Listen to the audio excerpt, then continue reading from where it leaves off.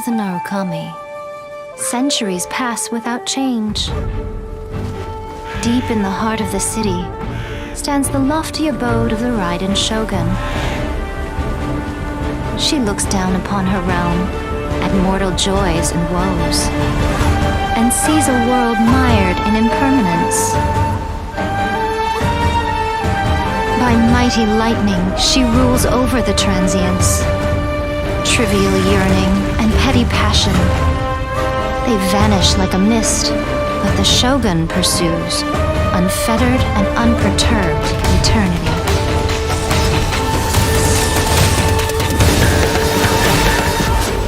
Only through eternity are you closest to the heavenly principles.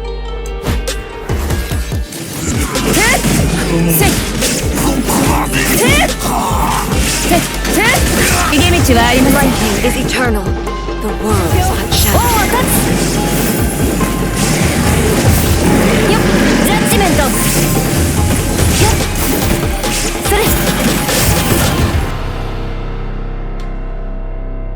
Fantasy can only survive with an underlying reality. Reality is the stillness buried deep beneath the illusion. This is eternity.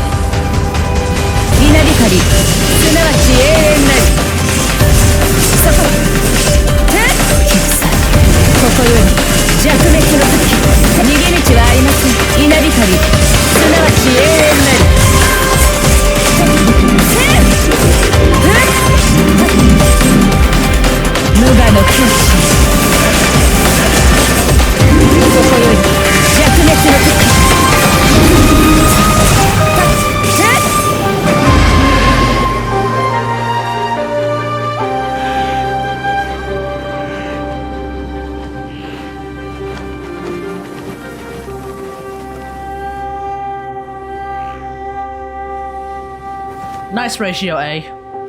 That's really all that needs to be said. Here we are with Masanori in Inazuma, and we're going to be using, of course, my beloved Triple Electro Death Squad. We've got the Raiden Shogun, we've got Lisa, we've got Jean, we've got Sarah. So, without further ado, let's get into it. The Raiden Shogun is pretty much probably my best built character, just purely from luck. So if we use the standard Triple Electro Death Squad rotation as per usual.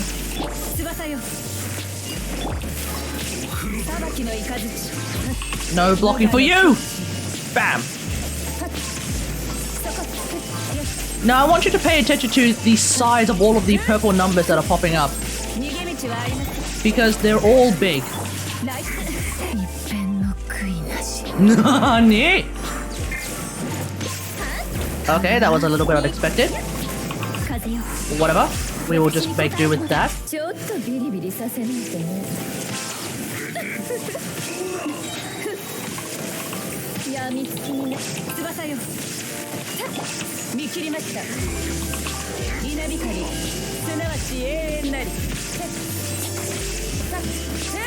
And just like that.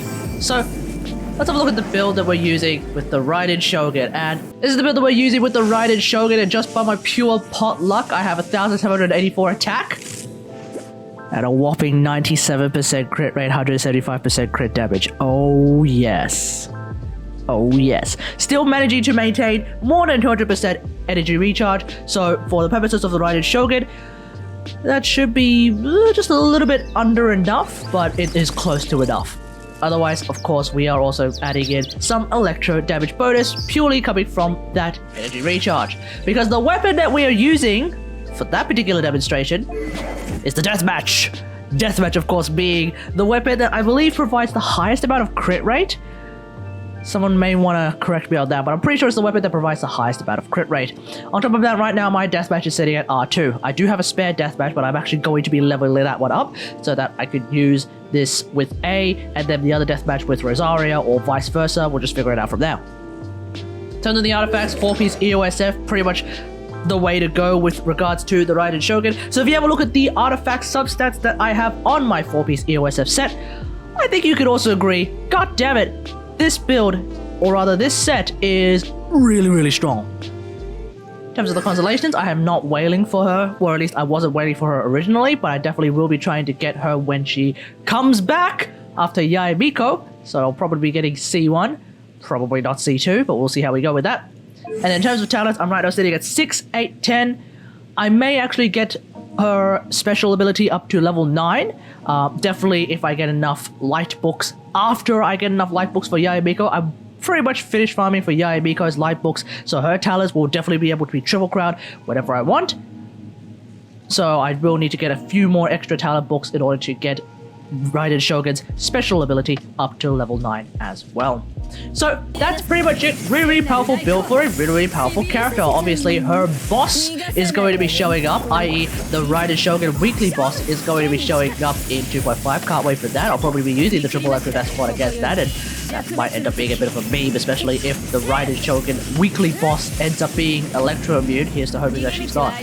But normally, one would normally use the weapon called the Catch, because the Catch, of course, is a really powerful weapon for someone like Raiden Shogun, and normally I would use that weapon as well. That would, of course, bring my crit rate down from 97% to 61%, which is still pretty good. That does bring my ER up from 210% to 250%. At that point, I might actually swap to an attack sand as opposed to an ER sand, which has marginally better crit rate, damage substat, which does actually result in my Raiden Shogun doing more damage compared to using an ER sand. But on a utility basis, i.e. recharging the energy of my entire team, the ER sand is still much better for that regard. But aside from that, Raiden Shogun still really strong, and I think just for normal gameplay, I might actually stick to using a deathmatch. I really like the deathmatch aesthetic matching with Raiden Shogun as opposed to the catch aesthetic matching with Raiden Shogun, because bright teal in front of purple, I don't know about you guys, but to me it kind of just stands out. Red from the deathmatch matching with the purple from the Raiden Shogun, for some reason that looks better to me. If I could get a weapon like the Primordial Jade Winged Spear, oh, that weapon looks amazing with the Raiden Shogun. That green and purple, I feel like that really matches together in a much more aesthetic fashion. And then of course the Primordial Jade Winged Spear is of course a very powerful weapon, but I don't have it at the moment, so we're gonna have to make do with something like the deathmatch. But that's pretty much it. Hope you guys enjoy this.